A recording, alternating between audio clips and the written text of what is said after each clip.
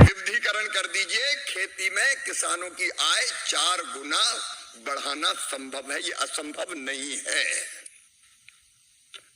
और आज हम काम कर रहे हैं तो इसी संकल्प के साथ। हम में आप शामिल है, क्योंकि आपके बिना काम नहीं चलेगा। जय अनुसंधान, मिलकर हम ये चमत्कार कर सकते हैं। अब साधारण तरीके से काम करने में भी कोई आनंद है क्या? करो तो ऐसा करो कि नया इतिहास रच दो, और ये होना है, ये होगा। मैं पूरे आत्मविश्वास के साथ कह रहा हूं। 125 साल पहले लगभग स्वामी विवेकानंद जी ने कहा था, उनका नाम था नरेन।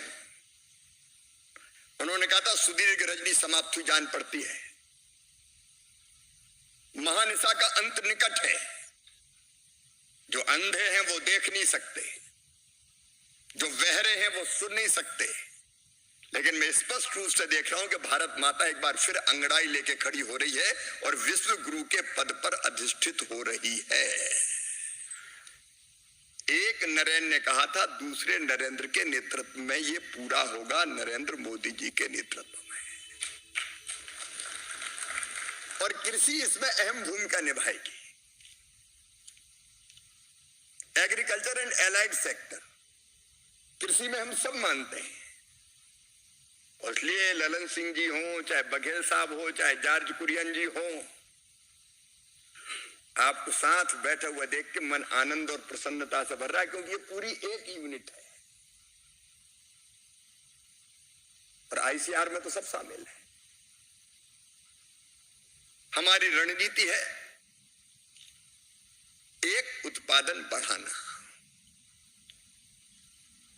आज 96वां हमारा स्थापना दिवस है।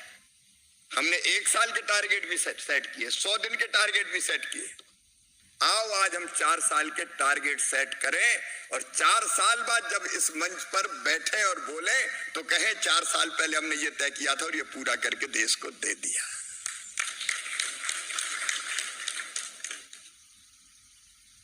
और हमारे 2047 तक विकसित भारत बनाने का संकल्प जो प्रधानमंत्री जी ने लिया है,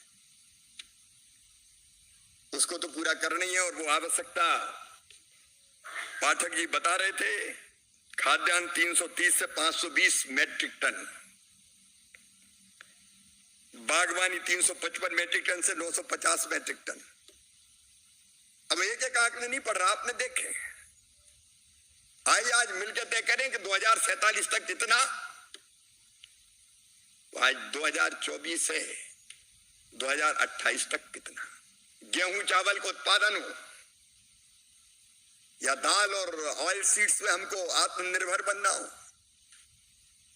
हम टारगेट सेट करें मिलके।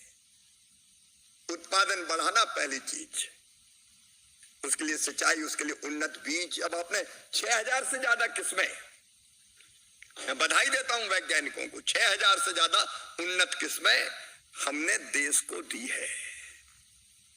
मैं एक बात मैं जरूर कहना चाहूंगा, हमने यहां रिसर्च कर लिया,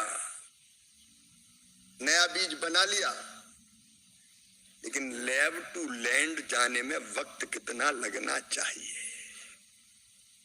हम ये विश्लेषण करें कि 6000 किस्मों का लाभ किसान को कितना मिला। नहीं मिला ये मैं नहीं कह रहा, बहुत मिला, तभी तो हम कई तरह की वैरायटी। बासमती राइस ही हमारा 45,000 करोड़ का हमारा एक्सपोर्ट है। आज नई किस्म हमने विकसित की,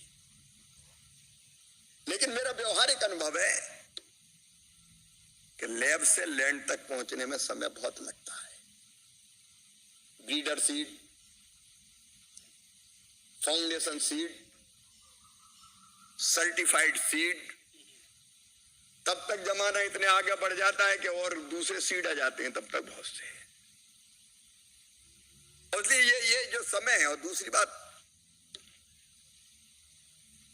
वैज्ञानिक काम करते हैं वो बात सच है, लेकिन व्यवहार में जो किसान काम कर रहा है, तो विज्ञान और किसान कितना जुड़ा है। वैज्ञानिक और किसान कितना जुड़ा है, हमको इस पर विचार करना पड़ेगा। नहीं तो एक बौद्धिक सोसाइटी अलग हो जाती है। हम तो सोचने वाले लोग हैं और खेत में पैदा करने वाला। हम आकलन करके देखें क्या पूरा सामंजस्य है, तालमेल है। 3 विद्वान विद्यार्थी कहीं से पढ़ के आए, पढ़ाई पूरी करके घर जा रहे थे, जाने के लिए नदी पार करनी थी। मल्लाह था, नौका में बैठ गए। हम नाव चली, चलते चलते एक विद्यार्थी ने पूछ लिया, भाई तुमने मैथड पढ़ा है? तो बेचारे मल्लाह ने जवाब दिया नाविक ने कि साहब मैं कहाँ पढ़ा, मैंने नहीं पढ़ा।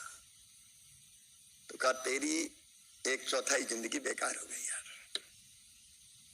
थोड़ी देर बाद दूसरा बोला तुमने साइंस पढ़ा, फिजिक्स केमिस्ट्री? बोले साहब वो भी नहीं पढ़ी। तो बोले तेरी आधी जिंदगी बेकार। तीसरे ने पूछा तुमने हिस्ट्री तो पढ़ी होगी? तो उन्होंने कहा साहब मैं कहाँ हिस्ट्री पढ़ूंगा, मैंने वो भी नहीं पढ़ी। बोले तेरी 3/4 जिंदगी बेकार। अचानक जब मझधार में गए तो हवा तेज चली, नाव डगमगाने लगी। तो नाविक ने मल्लाह ने पूछा भैया तुमने तीनों ने तैरना सीखा है? बोले नहीं सीखा। तो बोले तुम्हारी पूरी जिंदगी बेकार। और वो कूद के निकल लिया। तीनों का क्या हुआ आप सोच लें। तो जब तक विज्ञान का व्यवहारिक उपयोग नहीं होगा, इन किस्मों के बारे में कितनी देर में किसानों को पता चलता है। आज आपने प्राइवेट सेक्टर के मित्रों को जोड़ा है। बीज बने तो तुरंत मल्टीप्लाई कैसे हो, ये बहुत जरूरी है। किसान और कृषि विज्ञान केंद्र का संबंध कितना है, जरा ईमानदार विश्लेषण करें। अद्भुत है कृषि विज्ञान केंद्र भाई, लेकिन कृषि विज्ञान केंद्र पे तो जवाबदारी है कि वो आपके रिसर्च और अनुसंधान को ढंग से किसान के खेत में ले जाए। मैं पाठक जी आज एक सलाह देता हूं आपको। हमारे पास 5500 वैज्ञानिक हैं, ठीक बात है ना?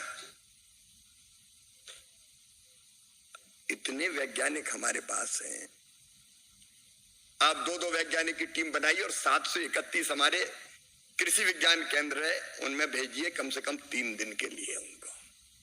जो वहां काम कर रहे हैं वो नहीं, बाहर से, कृषि विज्ञान केंद्र के नहीं। और वो अध्ययन करे कृषि विज्ञान केंद्र का, कहां गैप्स है, किसानों के बीच में भी जाए, वहां भी चर्चा करे। ये कृषि विज्ञान केंद्र और किसानों को पूरी तरह से जोड़ना बहुत आवश्यक है, तभी आपके सारी रिसर्च और अनुसंधान किसान के खेत में जा पाएंगे।